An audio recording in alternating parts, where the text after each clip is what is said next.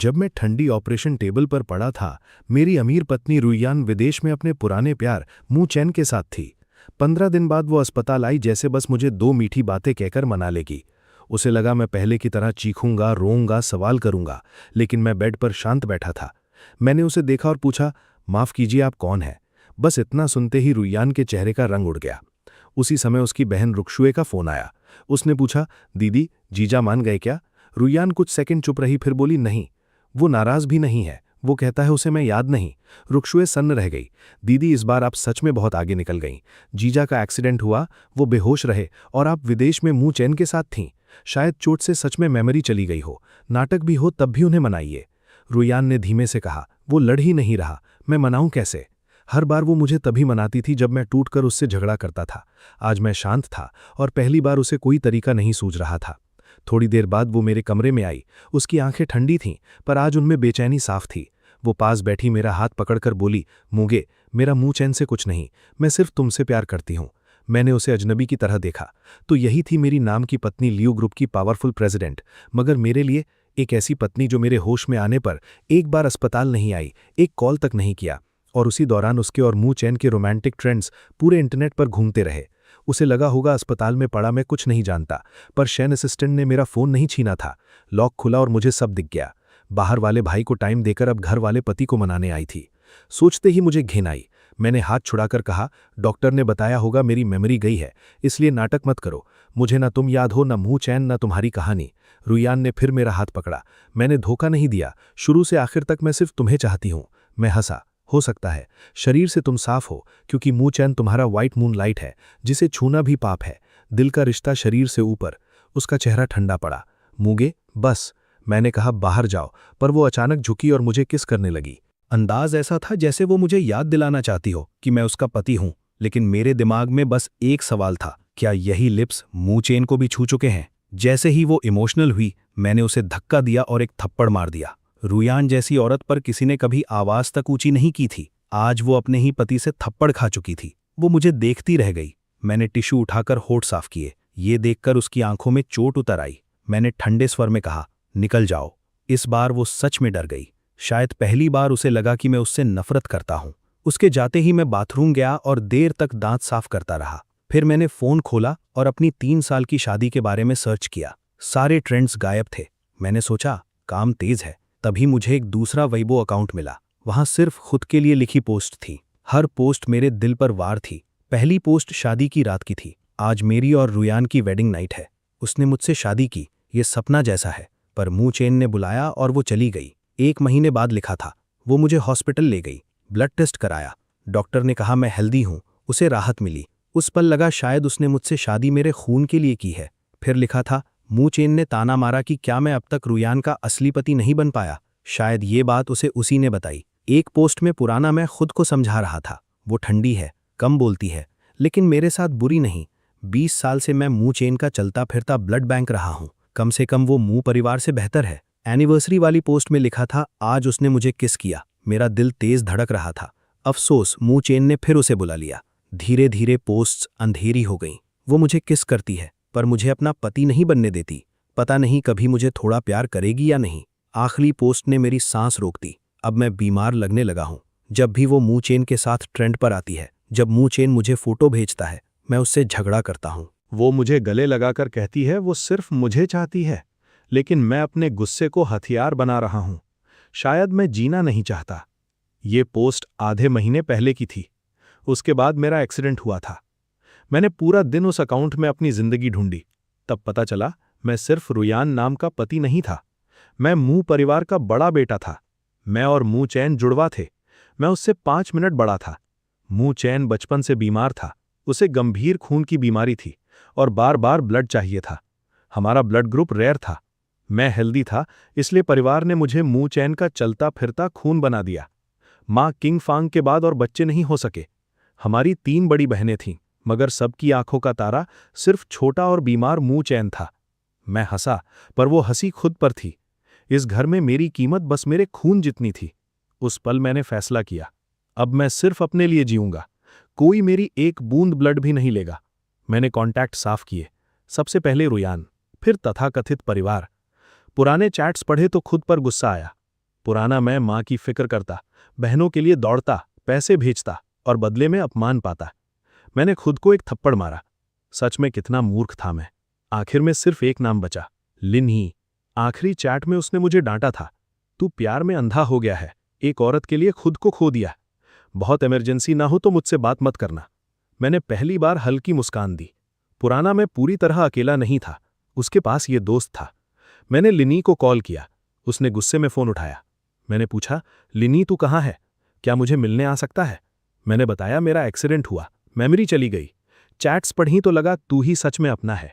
दूसरी तरफ उसकी आवाज बदल गई। क्या? एक्सीडेंट? Memory loss? हॉस्पिटल का पता भेज, मैं अभी आता हूं। उधर रुयान ऑफिस में थी। रुक शुए आई और उसके गाल पर निशान देखकर चौंक गई। दीदी, जीजा ने सच में थप्पड़ मारा? तो लगता है वो सच में सब भूल गए। फिर उसने धीरे से पूछा, आपने फोर्स किस तो नहीं किया? रुयान चुप रही। जवाब साफ था। तभी शेन असिस्टेंट का फोन आया। मैडम, लिनी हॉस्पिटल आया है, सर डिस्चार्ज पेपर्स बनवाना चाहते हैं। रुयान ने कहा, नहीं, वो अभी ठीक नहीं। पर सर बहुत फर्म है, मैं रोक नहीं पा रहा। रुयान तुरंत उठी, मैं आ रही हूं। आधे घंटे बाद वो रुकशुए के साथ हॉस्पिटल पहुंची। दरवाजे के बाहर ही लिनी की आवाज आई, वो कौन होती है तुम्हें रोकने वाली? क्या जिंदगी भर हॉस्पिटल में बंद रखेगी? दरवाजा खुला। रुयान ने ठंडे स्वर में कहा, मूगे का शरीर ठीक नहीं इसलिए वो नहीं जाएगा। लिन ये उसके सामने खड़ा हो गया। डॉक्टर से बात कर चुका हूं, डॉक्टर ने कहा वो स्टेबल है, अगर मना किया होता तो मैं उसे कैसे ले जाता? रुयान ने पूछा, उसे मेमोरी लॉस है, उसे तुम्हारा पता कैसे मिला? लिन ये हंस पड़ा, अच्छा ही हुआ, कम से कम उसने वो सब भूल दिया जो उसे तोड़ता था, और अब तुम्हारी जैसी औरत उसे फिर हर्ट नहीं करेगी। रुकशुए भड़क गई, मेरी बहन को ऐसा बोलने की हिम्मत किसने दी? लिनी ने काटा, तुम्हारी बहन भगवान है क्या? कमरा जम गया। रुकशुए के पास जवाब नहीं था। उसे भी पता था कि मेरी शादी में कुछ गलत था। रुयान ने मेरी तरफ देखकर कहा, मैंने धोखा नहीं दिया, मेरा और मूचन का रिश्ता साफ है। मैंने बिना भाव के कहा, मुझे डिस्चार्ज होना है। लंबे मौन के बाद रुयान बोली, ठीक है, डॉक्टर चेक कर लें फिर जाना।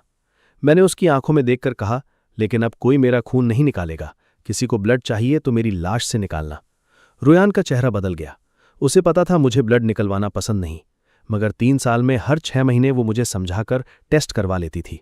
टेस्ट के बाद खाना, केयर, कुछ दिन साथ। पुराना मैं मान जाता था, अब नहीं।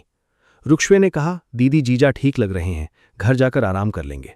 आखिर रुयान मानी, ठीक है, मैं डिस्चार्ज करवा देती हूं। तभी 3 मेहमान आए, मेरी बड़ी बहन मूशिन, पिता और माँ किन फांग। उन्हें देखते ही लिनी ये ताना मारा, वाह कौन सी हवा से आए, फिर पैसे चाहिए? मूशिन ने पूछा, तू यहां क्या कर रहा है? लिनी ये बोला, जब कचरा आ सकता है तो मैं क्यों नहीं?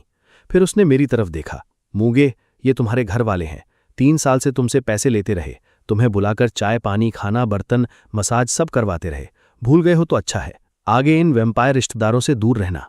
मैंने पूछा, तो मुंह परिवार गरीब है? लिन ये अटक गया, गरीब नहीं, बस लालची है। वो कभी मुझे गरीब समझता था। बाद में उसने देखा था कि मेरे घरवाले महंगे कपड़ों में रेस्टोरेंट आते थे और मुझे काम करते देखकर शर्मिंदा करते थे। एक बार मुंह चेन के तानों से तंग आकर मैंने उस पर 100 उड़ेल दिया था। वो बीमार पड़ा और मैं खुश हुआ था। किनफांग ने नाराज होकर कहा, अब तू लियू घर का दामाद है, ऐसे छोटे लोगों से दूर रह, भूल गया? मैंने कहा, हाँ भूल गया। वो भड़क गई, मैं तेरी माँ हूं, ऐसे बात करेगा? तभी रुयान कमरे में आई। उसने हालात देखे और तुरंत मेरे पास खड़ी हो गई, जैसे मुझे बचाने को तैयार हो। मुंह परिवार तुरंत नरम पड़ गया। किनफांग मुस्कुराई, रुयान तुम भी यहाँ हो? मूचेन अभी फोन पर तुम्हें याद कर रहा था। वो हाथ मिलाने बढ़ी पर रुयान ने रुकशुए को आगे कर दिया। रुकशुए ने फॉर्मल हाथ मिलाया और हट गई। मूशिन ने पूछा, लियू मैम आपने लिन यी को अंदर आने दिया? रुयान ने कहा, मेरे पति जिसे मिलना चाहे उससे मिलेंगे। लिन यी को मजा आया पर मैंने उसका हाथ पकड़कर कहा, लिन यी बेकार लोगों से मत लड़। वो हंस पड़ा। उसे लगा काश मेरी मेमोरी वापस ना आए। मैंने मुंह परिवार से कहा, मेरा और मूचेन का बंधन यहीं खत्म। मुंह परिवार ने जो जन्म और पालन का हिसाब दिया था वो मेरी पत्नी पैसे से चुका चुकी है। आगे तुम अपने रास्ते, मैं अपने रास्ते। किनफांग रोने लगी, तो अब अपनी माँ से रिश्ता तोड़ेगा? मैंने तुझे जन्म दिया, तुम्हारे कारण मेरी सेहत खराब हुई। लिन यी से रहा नहीं गया। मैडम 5 बच्चे पैदा किए हैं आपने, अब भी ड्रामा? किनफांग उसकी तरफ बढ़ी। मेरी आंखें ठंडी हुई। मैंने लिन यी को अपने पास खींचकर कहा, इसके एक बाल को भी हाथ लगाया तो अंजाम बुरा होगा। मैं अभी भी रुयान का लीगल हस्बैंड हूं। मेरे गुस्से के साथ रुयान की आवाज बर्फ बन गई। उसने मुंह परिवार से कहा, सब बाहर निकलो। कोई बहस नहीं कर सका। वे जानने लगे। मैंने आखिरी वार किया, मुंह चेन से भी खत्म, मुंह परिवार से भी खत्म। आगे परेशान किया तो मेरे पास जो सबूत है सब बाहर डाल दूंगा, फिर इज्जत नहीं बचेगी। तीनों के चेहरे उड़ गए। वे चुपचाप निकल गए। लिनी ने पूछा, तेरे पास सच में इनके खिलाफ कुछ है? मैं बोला, ट्रांसफर रिकॉर्ड्स। 3 साल में मुझसे बहुत पैसा लिया है। मैंने रुयान की तरफ नहीं देखा। मैं नहीं चाहता था वो अभी ब्लड वाले सच में घुसे। उसका स्वभाव तेज था, बात बहुत बड़ी हो सकती थी। लियू परिवार ताकतवर था, पर मू परिवार भी कमजोर नहीं। मैं उसे अपने पुराने युद्ध में नहीं घसीटना चाहता था। मैंने कहा, चलो। रुयान ने धीरे से पुकारा, मूगे, लेकिन मैं रुका नहीं। उसके आने के बाद से मैंने उसे ठीक से देखा तक नहीं था। यही बात उसे भीतर से काट रही थी। रुकशुए ने बहन से कहा, दीदी, आप जीजा को घर ले जाइए, मैं मम्मी पापा को कॉल करती हूँ। मैं लियू परिवार की रोल्स रॉयस में बैठा रास्ते भर सोचता रहा कि रुयान से डिवोर्स कैसे मांगूं। कार में इतना सन्नाटा था कि ड्राइवर भी सांस रोककर चला रहा था। विला पहुंचकर रुयान बोली, पहचानते हो, ये हमारा वेडिंग हाउस है, इसे तुमने खुद सजाया था। उसने मेरी कमर पकड़नी चाही। मुझे अजीब लगा। मैंने कहा, याद नहीं, और जूते बदलने के बहाने हट गया। मैं ऊपर गया। स्टडी रूम में बात करते हैं। प्लान साफ था, डिवोर्स आसान नहीं होगा, पर रुयान शहर की बड़ी हस्ती है। उसे इज्जत और कंपनी स्टॉक की चिंता होगी, इसलिए मैं शर्तें रखूंगा। स्टडी में उसने पूछा, फ्रेश जूस पियोगे? मैंने सीधा कहा, लियू रुयान, हमें डिवोर्स कर लेना चाहिए। उसके हाथ कस गए। मैं बोला, तुम और मूचेन ऐसे कब तक चलोगे? मेरी बात पूरी नहीं हुई थी कि वह मुझे कसकर पकड़ते हुए बोली, मूगे, मैं तुम्हारी हूं, सिर्फ तुम्हारी। मूचेन को डिप्रेशन है, वह खुद को नुकसान पहुंचाने की कोशिश करता है, इसलिए मैंने कहा, पहले छोड़ो, सांस नहीं आ रही। वह थोड़ा ढीली हुई। मैंने पूछा, तुम डिवोर्स पर सोचना भी नहीं चाहती? वो बोली, नहीं, जब तक मैं जिंदा हूं। मुझे शक था, अमीर घरों में नाम का रिश्ता भी टूटने नहीं देते, चेहरा जिंदगी से ज्यादा कीमती होता है। मैंने कहा, अगर तुम मेरी 3 शर्तें लिखकर साइन करती हो तो अभी डिवोर्स नहीं करूंगा। वो बोली, कहो। पहला, अब मेरा ब्लड कोई नहीं लेगा, तुम भी नहीं। ठीक है। दूसरा, मैं मुंह परिवार से रिश्ता तोड़ूंगा। अगर तुम उन्हें हेल्प दो तो मुंह चेन के नाम पर देना, मेरा नाम मत लगाना। ठीक है। तीसरा, मैं बाहर काम करूंगा, तुम मुझे लियू सर की आइडेंटिटी में कैद नहीं करोगी। मुझे पूरी फ्रीडम चाहिए। वह अटक गई। तुम्हें काम करने की जरूरत नहीं, मैं तुम्हें रख सकती हूं। मैंने काट दिया, मैं तुम्हारे पैसों पर पलकर यूजलेस नहीं बनना चाहता। फिर मैंने कहा, अग्रीमेंट तैयार कराओ, लीगल विटनेस भी चाहिए। वह मेरे लिप्स देख रही थी, जैसे किस करेगी। मैं तुरंत पीछे हटा। शायद चौथी शर्त भी जोड़नी पड़ेगी, बिना पूछे मत छूना। वो बोली, हम पति पत्नी हैं। मैं हंसा, सच में? और स्टडी छोड़कर चला गया। रात को मैंने मास्टर बेडरूम लॉक कर लिया। नहाकर क्लोजेट खोला तो सब महंगा कंफर्टेबल। रुयान ने मटीरियल लाइफ में कमी नहीं दी थी। फर्क बस इतना था कि शायद ये केयर मेरे खून की कीमत थी। मैंने उसके सारे कपड़े सूटकेस में डाले और दरवाजे के बाहर रख दिए। फिर बेड पर लेट गया। नींद आने ही वाली थी कि बैल्कनी से आवाज आई। अंधेरे में एक साया अंदर आया। रुयान चुपचाप बेड पर चढ़ी। मैंने गुस्से में पूछा, तुम यहां कैसे आई? वो बोली, सोना है। उसने मुझे पकड़ना चाहा, मैंने हाथ हटा दिया। अग्रीमेंट में चौथी शर्त पक्की? वो धीमे से बोली, मैं हर रात तुम्हें गले लगाकर सोती थी, तभी नींद आती थी। मैंने ताना मारा, बाहर होती थी तब मूचेन को गले लगाकर नहीं सोती थी? वो बोली, मैंने किसी और आदमी को गले नहीं लगाया, सिर्फ तुम्हें। मैंने कहा, हटो, अब सच में चिढ़ हो रही है। वो बोली, मैं प्रूफ दिखाती हूं। उसने फोन खोला, उसमें मेरे सोने के वीडियोज और कार वीडियो कॉल्स की रिकॉर्डिंग्स थीं। मैं सहर गया। बेडरूम में कैमरा? तुम ठीक हो? वो बोली, तुमने खुद परमिशन दी थी, सिर्फ मेरे फोन से खुलता है। मैंने सोचा, पुराना मैं कितना लव ब्रेन था। वो बोली, तुम्हें मेरे किस पसंद थे, मैं किस करती तुम मान जाते। मैं उठने लगा। तुम जाओगी या मैं जाऊं? वो मुझे पकड़कर बोली, हम पति पत्नी हैं, साथ सोना नॉर्मल है। मैंने खुद को रोका, अभी लड़ना ठीक नहीं था।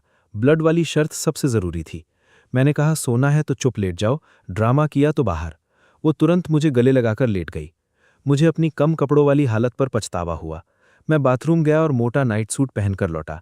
उसने देखा तो चेहरा काला पड़ा, पर फिर भी मुझे पकड़कर सो गई। सुबह आंख खुली तो उसका शांत चेहरा सामने था। ठंडी रुयान सोते हुए नरम लगती थी। मैं उठा तो वो भी जाग गई। मैंने कहा, आज बाहर जाना है। वो बोली, मैं साथ चलूं? मैं काम ढूंढने जा रहा हूं, क्या लियू ग्रुप तुम्हारे बिना बंद हो जाएगा? वो बोली, तुम ही मेरा काम हो। मैंने याद दिलाया, मुझे पूरी फ्रीडम चाहिए। वो कपड़े ढूंढने गई और खाली क्लोजेट देखकर पूछी, मेरे कपड़े? मैंने कहा, दरवाजे के बाहर सूटकेस में। वो बस देखती रही, फिर खुद कपड़े वापस लगाने लगी। मैं समझ गया, उसे बेडरूम से निकालना तो दूर, उसके कपड़े भी नहीं निकाल पाऊंगा। मैं तैयार होकर लिन फैमिली रियल एस्टेट कंपनी निकल गया। लिन ही अकाउंटिंग में था और अपने चाचा की कंपनी में काम करता था। मुझे वहीं स्टार्टिंग ठीक लगी। किसी बड़ी कंपनी में सब मुझे रुयान का हस्बैंड समझकर खुश करेंगे, यहाँ शायद मैं सच में काम कर सकूं। रुयान नीचे आई तो ब्रेकफास्ट अनटच था। मेड डरते हुए बोली। मैंने सर को रोका था, लेकिन उन्होंने ऐसे देखा कि मैं कुछ बोल नहीं पाई। रुयान का सिर भारी हो गया। तभी उसकी माँ का फ़ोन आया। उन्हें एक्सीडेंट और मेमोरी लॉस पता चल चुका था। वो ऑलमोस्ट रो पड़ी। रुयान, तुमने फिर मोमू को दुख दिया? मुंह चैन से दूर क्यों नहीं रह सकती? रुयान बोली, माँ वो ठीक हो जाएगा। माँ ने कहा, रहने दो, मैं और तुम्हारे पापा एयरपोर्ट से सीधे आ रहे हैं। जब उन्हें पता चला कि मैं जॉब ढूंढने गया हूं, वो और भड़क गईं। उन्होंने मुझे फ़ोन किया, नहीं लगा। रुयान ने कॉल किया, फिर वीचार्ट भेजा, लाल निशान आया। उसे समझ आ गया, मैंने उसे ब्लॉक कर दिया है। ये पहली बार था जब रुयान को किसी ने ब्लॉक किया था। मैं कंपनी के बाहर लिन यी से मिला। उसने मेरे पीछे ब्लैक सूट बॉडीगार्ड देखकर पूछा, भाई ये वही रिच पीपल वाला बॉडीगार्ड है? मैंने कहा हाँ। वो हंसा, पर आंखों में दर्द था। शायद सोच रहा था कि मुझे कितना टूटना पड़ा होगा, जो दिमाग ने सब भूलना चुना। उसने माहौल हल्का किया, चल मेरे चाचा एक्साइटेड हैं। बॉडीगार्ड ने रुयान को मैसेज भेजा, मैडम सर का मूड अच्छा है। ब्लॉक होने से दुखी रुयान और उलझ गई। शायद मैं उसे ब्लॉक करके सच में खुश था। लियू ओल्ड कपल को पता चला कि मैं छोटी रियल एस्टेट कंपनी में इंटरव्यू देने गया हूं। वे आराम छोड़कर वहीं निकल पड़े। खबर अपर सर्कल में फैल गई कि लियू परिवार के बड़े लोग लिन कंपनी पहुंचे हैं। ऑफिस में लिन अंकल बहुत नर्वस थे। उन्होंने कई आरामदायक पद ऑफर किए। मैंने मना किया, मुझे सेल्स चाहिए। जहां फ्लैट्स नहीं बिक रहे, मुझे वहां भेजिए, मैं बेच दूंगा। वो हकलाए, आप सेल्स साइट ऑफिस में घर बेचेंगे? मैंने कहा हाँ, मुश्किल प्रोजेक्ट दीजिए। तभी सेक्रेटरी घबराई आई। लियू ओल्ड चेयरमैन और मैडम आए हैं। लिन अंकल दौड़कर स्वागत करने गए। थोड़ी देर बाद ओल्ड मैडम अंदर आईं और मुझे देखते ही गले लगा लिया। मुम्मू, मैं जम गया। लिन ये भी हैरान था। उसने सोचा नहीं था कि लियू परिवार मुझे इतना मानता होगा। ओल्ड चेयरमैन ने खांस कर कहा, जरा धीरे, बच्चा डर जाएगा। मैडम ने मेरा हाथ पकड़ा। घर में आराम क्यों नहीं किया? इतनी जल्दी काम पर क्यों? उनकी चिंता सच्ची लग रही थी। फिर भी मैं जानता था ये प्यार शायद इसलिए है क्योंकि मैं उनकी बेटी का हस्बैंड हूँ। डिवोर्स हुआ तो पता नहीं क्या बचेगा। बटलर ने बताया कि वे रात की फ्लाइट से आए और आराम भी नहीं किया। मैंने कहा, मेरे कारण आपको परेशानी हुई? मैडम तुरंत बोली, नहीं, मोमू कभी गलत नहीं हो सकता। प्राइवेट प्लेन में बैठना कोई मेहनत नहीं। फिर पूछा, तुम क्या काम करोगे? चाहो तो माँ भी साथ बैठेगी। लिन अंकल का चेहरा देखने लायक था। तभी चेयरमैन बोले, अगर मोमू को ये कंपनी पसंद है तो मैं खरीद कर उसे दे देता हूँ। लिन अंकल की सांस अटक गई। मैंने कहा, धन्यवाद पापा, पर मैं सेल्स ऑफिस में काम करूंगा। वे हैरान हुए मगर माने। चेयरमैन ने तुरंत कहा, ठीक है, तुम्हारी सारी प्रॉपर्टीज मैं खरीद लूंगा। मैंने कहा, पापा मैं आपका पैसा नहीं, बाहर वालों का पैसा कमाने निकला हूं। वो हंसे, सही कहा, मेरा पैसा तो तुम्हारा ही है। उनके दिमाग में कोई और प्लान चल रहा था। दोपहर को सब बिजनेस रेस्टोरेंट में बैठे। चेयरमैन ने कई डिशेज ऑर्डर की। फिर बटलर से कहा, विला से फ्रेश मिल्क मंगवाओ। आधे घंटे बाद रुयान खुद ब्लैक बिजनेस सूट में दरवाजे पर आई। वो बहुत सुंदर और ठंडी लग रही थी, पर मेरी तरफ देखते ही उसकी ठंडक कुछ कम हुई। उसने मेरे सामने मिल्क बॉटल रखी। मैं हैरान था, इतनी बड़ी प्रेसिडेंट खुद दूध लेकर आई। सबके सामने उसे एम्बैरस करना ठीक नहीं था। मैंने लिन यी से कहा, साइड हो जा। रुयान मेरे पास बैठ गई। मैंने बॉटल चेयरमैन को दी। पापा, वो हंसे, मोमू ये तुम्हारे लिए है। 3 साल पहले रुयान ने कहा था तुम्हें अनीमिया है। डॉक्टर ने न्यूट्रिशन कहा। उसने यूके से खास डेयरी सेटअप कराया। रोज फ्रेश मिल्क विला आता है। 3 साल से तुम यही पीते हो। मैं सच में चौंका। लिन यी भी चुप हो गया। डिटेल में रुयान की केयर बहुत थी, लेकिन मेरे मन में दूसरा डर उठा। क्या ये केयर इसलिए थी कि मेरा शरीर हेल्दी रहे ताकि मुंह चेन के लिए ब्लड मिल सके? रुयान ग्लव्स पहनकर मेरे लिए श्रिम्प छीलने लगी। हर पीस परफेक्ट था। ओल्ड मैडम संतुष्ट दिखीं।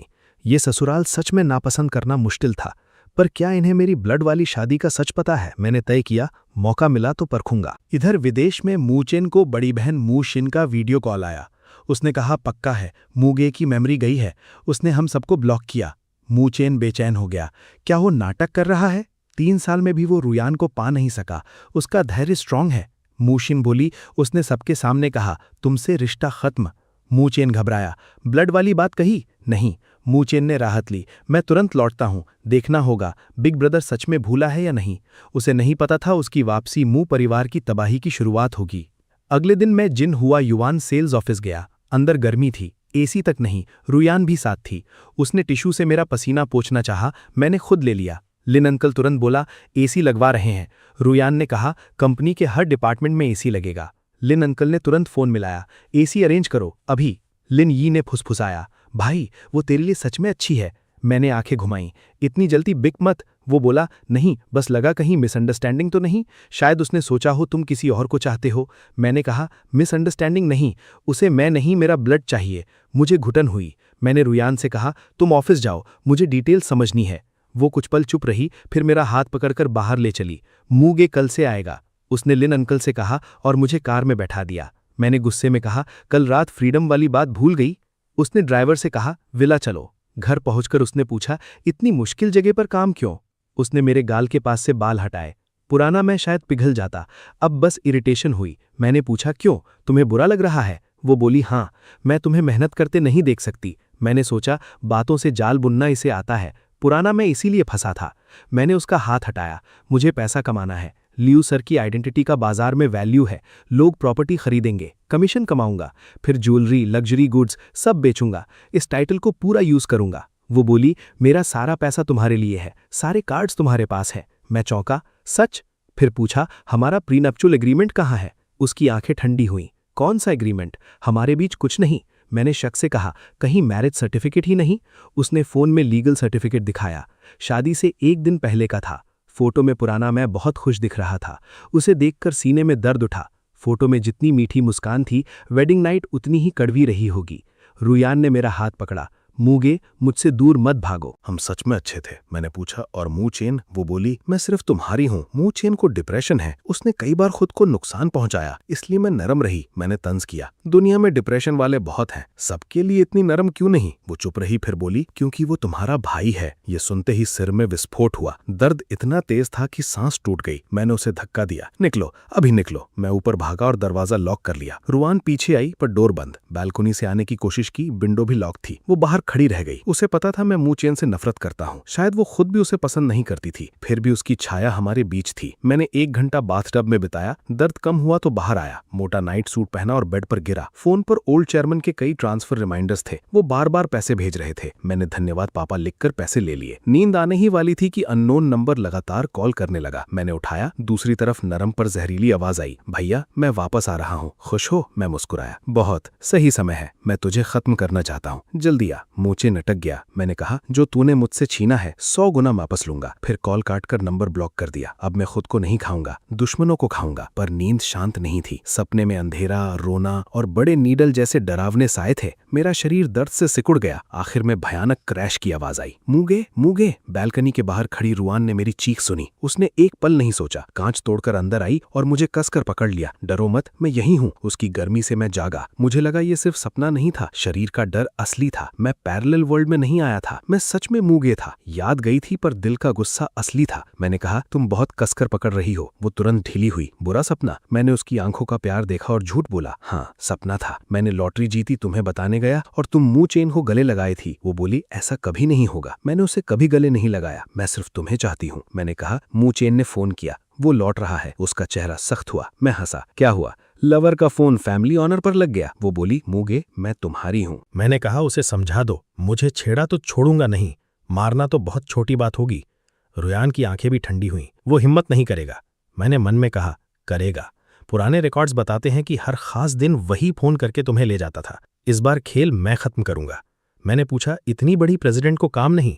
वो बोली, पापा ने कहा कुछ दिन कंपनी वो और रुक्षुए संभालेंगे, मुझे तुम्हारे साथ रहना है। मेरा चेहरा उतर गया। रात का पहरा काफी नहीं था, अब दिन में भी। मैंने समझाया, हम नाम के पति पत्नी हैं, 3 साल से यही सच है। अब मुझे सब बुरा भूल गया है और मैं अपना जीवन चाहता हूं। तुमने फ्रीडम मानी थी, ऐसे पीछे पड़ी रही तो फ्रीडम कहाँ रही? वो चुप रही। मैंने साफ कहा, मैं तुम्हें याद नहीं करता। इमोशनल चीटिंग वाली पत्नी स्वीकार नहीं। अगर तुम पति पत्नी जैसा रिश्ता चाहती हो तो मैं डिवोर्स के लिए लड़ूंगा। उसने मजाक नहीं उड़ाया, बस मुझे गले लगाकर बोली, तुम जो चाहो करो, बस डिवोर्स नहीं। शाम को मैं लिन यी के साथ डिनर पर गया। रुयान ने पीछा नहीं किया, बस बॉडीगार्ड भेजा। रेस्टोरेंट में लिन यी बोला, मुझे लगा तो लियू घर में दबा है, पर तेरी पोजीशन तो स्ट्रांग निकली। मैंने पूछा, कैसे? वो बोला, ओल्ड मैडम ने मिल्क मंगवाया, रुयान खुद लाई। डिनर पर श्रिम्प छील रही थी। और क्या चाहिए? क्या लियू फैमिली घुटनों पर बैठे? मेरे पास जवाब नहीं था। फिर उसने कहा, कहीं रुयान सच में तुझसे फीलिंग्स रखती हो, कहीं तू उस मूचन को हरा दे। मैंने कहा, ऐसा हुआ तो सुनने में अच्छा, पर असल में मुसीबत। मैं नाम का रिश्ता जी सकता हूँ, डिवोर्स भी, पर किसी दूसरे आदमी से औरत छीनने की लड़ाई नहीं लड़ूंगा। जो औरत छीन सकती है वो फिर छीन भी सकती है। लिन यी ने सिर हिलाया, सही है, औरत कोई ऑक्सीजन सिलेंडर नहीं। मैंने राहत ली। यही वजह थी कि वो मेरा दोस्त था। खाने के बीच मैंने पूछा, तुझे पता है मैं रुयान से शादी तक कैसे पहुंचा? लिन बोला, तूने उसे बचाया था। टीनेज एज में तुम दोनों हॉस्पिटल में थे। वो शायद ऑटिज्म से जूझ रही थी। एक दिन टेरेस से कूदने लगी, तूने पकड़ने की कोशिश की और दोनों सेफ्टी कुशन पर गिरे। मैं चौंका। रुयान को ऑटिज्म था? हाँ। उसी समय मू चेन भी उससे मिला। वो रोज उसके रूम में जाकर बात करता, ड्राइंग सिखाता। बाद में वही मांगा आर्टिस्ट बना। उसकी famous work 10 Years of Secret Love है। ल्यू ग्रुप ने उसे अडैप्ट किया, इसलिए फैंस उसे और रुयान को ट्रू लव बोलते हैं, और तुझे बीच का आदमी। 10 Years of Secret Love अगर हॉस्पिटल से गिने तो सच में 10 साल। शक और गहरा हुआ। शायद रुयान ने मुझसे शादी इसलिए की क्योंकि मैं उसे बचा चुका था, उसे चाहता था, और मेरे ब्लड की जरूरत मू चैन को थी। लिन ने ओल्ड स्कूल डेज की बातें बताईं। जब मैंने शादी की खबर दी थी वो शॉक हो गया था। मैंने उससे कहा था, मू परिवार की कुछ बातें तू ना जाने तो बेहतर। मैं उस लड़की से शादी कर रहा हूं जो मेरे लिए आसमान का चांद है। बाद में उसे पता चला वो हमारी कोल्ड गॉडेस सीनियर रुयान थी। मैं सुनता रहा, दिल दुख रहा था, पर अब सह सकता था। एक दिन ये दिल रुयान के लिए दर्द महसूस करना भी बंद कर देगा। रात को विला लौटा तो लिविंग रूम में ओल्ड चेयरमैन बैठे थे, रुयान भी थी। चेयरमैन मुस्कुराए। मुमू लौट आया? मैं उनके पास बैठ गया। उन्होंने पूछा, थक गए? रुयान मसाज अच्छा करती है। मैंने कहा, नहीं पापा, बस दोस्त के साथ खाना खाया। उन्होंने रुयान से कहा, मोमू के लिए गर्म पानी तैयार करो। रुयान चुपचाप ऊपर चली गई। साफ था उन्हें मुझसे अकेले बात करनी थी। उन्होंने कहा, मोमू, पापा कुछ दिन यहां रहना चाहता है, बुरा तो नहीं लगेगा? मैं बोला, क्यों लगेगा, आप जितना चाहे रहिए। वो थोड़ा शांत हुए, फिर बोले, पापा जानता है तुम्हें दुख मिला है। रुयान फीलिंग्स के मामले में सच में उलझी रही। उन्होंने एक फाइल दी, ये हमारी अपॉलॉजी है। मैंने देखा ल्यू ग्रुप के 5% शेयर्स की गिफ्ट डीड थी। मैंने फाइल वापस रख दी। पापा, आपका मन समझता हूं, पर बिना काम के शेयर्स लेना ठीक नहीं। कंपनी के लिए मैंने कुछ नहीं किया, और हमारा रिश्ता नाम का है, बच्चा भी नहीं होगा।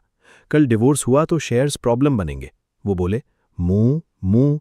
मैंने टॉपिक बदला। पापा, आप मू चेन के बारे में कितना जानते हैं? उनका चेहरा ठंडा पड़ गया। वो बहुत चालाक लड़का है। मैंने पूछा, कैसे? मैंने बताया, कल उसने मुझे फोन किया, लगा वो मुझसे दुश्मनी रखता है। चेयरमैन का चेहरा काला हुआ। रुयान ने उसे वॉर्न किया था कि तुम्हें परेशान ना करे, तो मेरी जगह उतनी कमजोर नहीं थी। रुयान मू चेन को सहती थी, पर उसे मेरे सामने आने की इजाजत नहीं देती थी। चेयरमैन ने लंबी सांस ली। मुमू, मैं तुम्हारे भाई की बुराई नहीं करना चाहता, पर जब तुम 10 साल के थे हॉस्पिटल में उसने तुम्हारा क्रेडिट चुराया। तुमने रुयान को बचाया और उसने कहा कि उसने तुम्हें टेरेस पर भेजा था। मेरे होंठ कस गए। तो मू चेन बचपन से मेरी चीजें चुराता था। 20 साल मेरा ब्लड लिया गया, फिर भी जलता वहीं था। क्यों? मैंने पूछा। पापा, मुझे बताइए, हम तीनों हॉस्पिटल में कैसे मिले थे? मुझे कुछ याद नहीं। उन्होंने कहा, ठीक है, पहले चिकन सूप पी लो, पापा धीरे धीरे बताते हैं। उन्होंने थर्मस खोला। ये ओल्ड हाउस में बना है, तुम्हें पापा का चिकन सूप सबसे पसंद था। मैं बैठ गया। वो हंसकर बोले, अगर ये सूप ना होता तो रुयान मुझे अपने दिल के टुकड़े से मिलने भी ना देती। मैंने मन में सोचा, मैं उसका दिल का टुकड़ा नहीं, मू चेन है। लेकिन उनसे बहस करने का मतलब नहीं था। मैं सूप पीता रहा और सुनता रहा। तब पिक्चर साफ हुई। मैंने बचपन में रुयान को बचाया था, उसके बाद उसे प्रोटेक्टेड वार्ड में रखा गया। मू चेन रोज उससे बात करने जाता था, पर छोटी रुयान किसी से बात नहीं करती थी। वो अपनी दुनिया में बंद थी। 1 हफ्ते तक पास बैठने के बाद भी मू चेन उसका दोस्त नहीं बन सका। बाद में मिडिल स्कूल में वो हमारे साथ पढ़ने लगी। आगे की स्कूल बातें चेयरमैन नहीं जानते थे। मैं सोच में था कि उन्होंने मुझे गर्म टावल दिया। मैंने धन्यवाद कहा, मुंह पोछा और पूछा, पापा, आपने रुयान और मेरी शादी को मंजूरी कैसे दी? मू फैमिली में मैं नापसंद बेटा था, आपको ये पता रहा होगा। फिर आपने ल्यू ग्रुप की हेयर को मुझसे शादी करने क्यों दी?